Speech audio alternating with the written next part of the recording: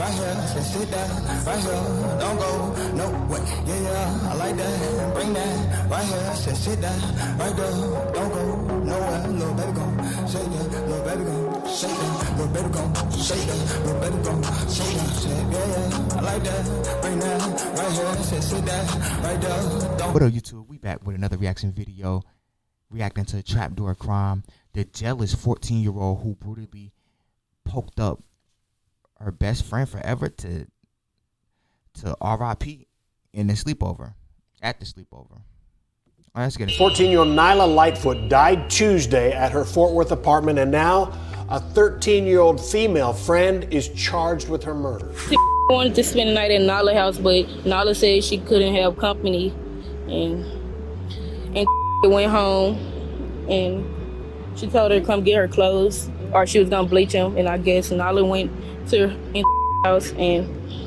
she tried to get her clothes, and they started fighting. They was on and off friends. But everybody saying it was a sleepover. It was no sleepover. My baby went to get her clothes, and she ran up behind her and stabbed her with that knife they said they found.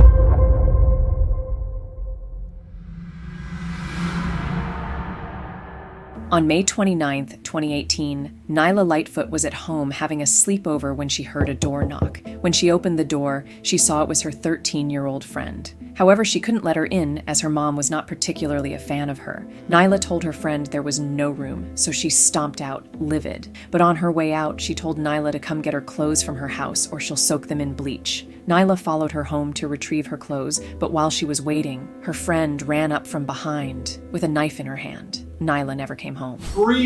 Be careful who you call your friends. I'm telling you, bro. Some people you really cannot trust as far as you can throw them. Like, states her family has fled from because she can't control her temper.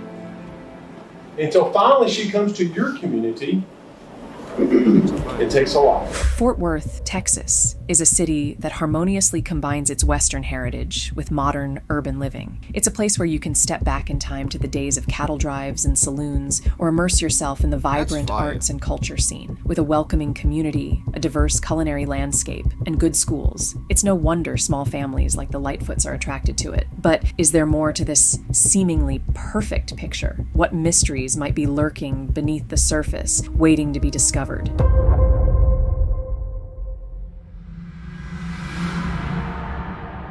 On the night of May 29th, 2018, the clock neared 3:30 a.m., casting an eerie stillness over the city. Officers received a chilling call, calling them to 7985 Joshua Drive, a quiet location near the eerie crossroads of Sycamore School Road and Crowley Road. The urgency in the dispatcher's voice hinted at the horrors they were about to encounter. A gruesome stabbing. With adrenaline coursing through their veins, the officers raced to the scene, their police cruisers slicing through the dark roads. When the situation was this urgent, every second counted. Their hearts pounded like a drumbeat loudly in their ears as they approached the address. They had done this 1,000 times before, but it never seemed to make it any easier, and the horror that greeted them at the crime scene was a nightmare etched in despair. Lying sprawled on the floor was 14-year-old Nyla Lightfoot, her fragile frame covered in blood. She teetered on the edge of consciousness, but thankfully, an ambulance had arrived on the scene around the same time the officers arrived. Paramedics, draped in determination, immediately started working on Nyla. They did everything they could to keep Nyla alive, but nothing seemed to be working. The paramedics were frantic. Time was running against them, and they didn't think Nyla could hold on for much longer. They loaded her into the emergency van very urgently and began their journey to JPS Hospital in Fort Worth, praying that they can get Nyla the help she needs before it is too late. In the unforgiving hours of that night, Nyla's kept going in and out of consciousness. At approximately 4 a.m. on May 29th, 2018, Nyla took her last breath. Meanwhile, in the apartment where Nyla had been found, a chilling silence descended as the officers got to work. The officers began interrogating witnesses who had seen the horrific incident. What they revealed sent shivers down the officers' spines, unraveling a dark intention and sinister motives that shocked the entire town. what if she didn't even have her clothes there? That would be crazy. Just a mere 24 hours before the crime, Nyla and her mother, Antoinette Carter, started their daily ritual of making breakfast together and chatting as they did the chores. To her mother, Nyla wasn't just a daughter, she was her best friend and confidant. In a household filled with brothers, she and her mother found a unique connection, often being the only females amongst so many men. Nyla's presence brought a kind of magnetic warmth that drew people in. My baby was the sweetest little girl here. She didn't bother nobody.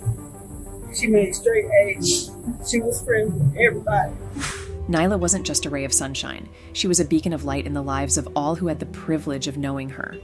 Even at an age when many girls begin seeking independence and distance themselves from their families, yearning to carve their own identities, Nyla was very different. She cherished the moments she got to spend with her mother and her grandfather, and she never tried to push them away. Instead, she held them even closer. She didn't give me no problems. That was my backbone. She helped me with everything.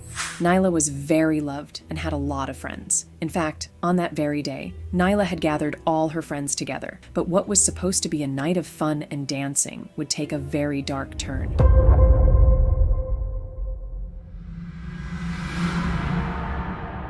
On that fateful day, Nyla informed her mom she would be having a few friends over for a sleepover. At first, her mom was not entirely happy with the plan, as she did not like all of Nyla's friends. There was one girl in particular who disturbed her. Her name is unreleased due to her being a minor, so let's call her Sarah. That girl was constantly getting into arguments with Nyla, and Antoinette did not like the girl's energy anytime she was around her daughter. After what seemed like hours of Nyla begging, Antoinette agreed to the sleepover, only if she did not invite Sarah. As the day passed and the sun set, Nyla's friends began to arrive at her house. Nyla had planned out the night perfectly. They were going to play a couple of games, followed by snacks and dancing before they all went to sleep.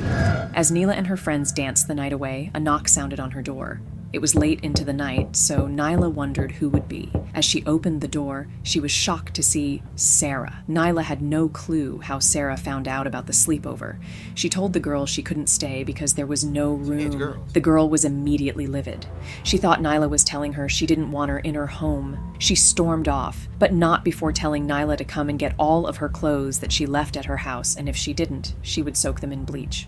It was late at night, but they didn't live very far away from each other, so Nyla followed her home. But as they made their way to the girl's house, an argument ensued. The girl was very upset that Nyla turned her away. The argument got more heated as they got closer to the girl's home, with Nyla also getting angry. Once they got to Sarah's house, she angrily walked in the house, leaving Nyla still talking outside. Nyla thought she was coming out with her stuff, but what she came out with instead was a knife. The girl aimed it at Nyla, trying to scare her, but Nyla was even more angry now and moved closer to the girl, daring her to hurt her. Stick me, I want to die anyways. As Nyla swung at her, the girl aimed the knife at Nyla, stabbing her in her neck and chest area. Nyla was on the floor, struggling to breathe when the girl ran away.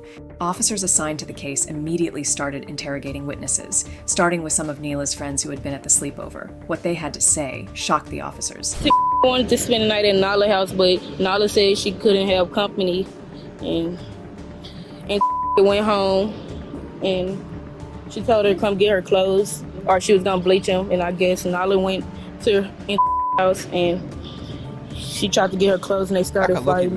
After more time investigating, officers arrested Sarah and charged her with the murder of her very close friend, Nyla Lightfoot. 14-year-old Nyla Lightfoot died Tuesday at her Fort Worth apartment, and now a 13-year-old female friend is charged with her murder. As the case made it to court, a lot more horrific details came to light. The prosecutor revealed that the 13-year-old girl had a very violent past. She had been in several fights in the past, so bad that her family moved from state to state because she kept getting into trouble. 3 states her family has fled from because she can't control her temper. Until finally she comes to your community. It takes a lot. After hearing the case put forward by the prosecution, the jury had no choice but to sentence her to 25 years in prison. She would stay in juvenile prison until she's 19 before moving to adult prison. Nyla's mom bore her heart in court, telling the girl and everyone in court how her daughter's death impacted. She gonna get out when she's 38 and still be able to have a family, all type of Like, Nyla doesn't get that privilege? That's crazy. Especially when the dispute is over something petty, like it's a sleepover. Do better, be better, and then her mom won't not like you, and then you could sleep over. What? What? It's just sad. I hate when people lose their life for petty ass reasons. Like, you mad at me because my mom said you can't spend the night. Bro, what? That's above me. Oh God, it's above me now. Like, what? That has nothing to do with me at that point. And then you gonna threaten my clothes. Like, what did my clothes have to do with this, bro? And if anything, the clothes is probably over there because I let you borrow them because we were friends. No. Yeah. Gotta vet your friends better because some people just take advantage of every single kindness you have. But that's the end of this video. Rest in peace, Nyla. Condolences to her family. Make sure y'all like, comment, subscribe, and share the video. And I'll catch y'all in the next one. Stay safe, y'all. Can't stop me, ain't to live is to come. All this pain got me feeling accomplished. See this game turn me into a monster. Hey, I'm in God mode, can't stop me, to live is to come. All this pain got me feeling accomplished. See this game turn me into a monster. I'm in God mode, can't stop. Hey, all that pain got me feeling jaded. Many with your road when to make it. Still plugged into the mix, but lagging out before the update. Drop back in, different time, same location.